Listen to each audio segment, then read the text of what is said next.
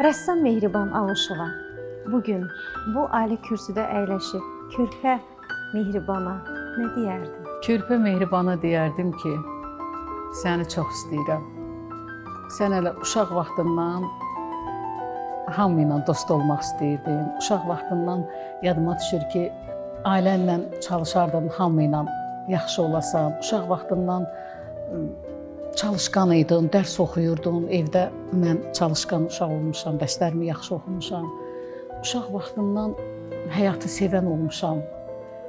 Təbiəti sevirdim, həyatı sevirdim.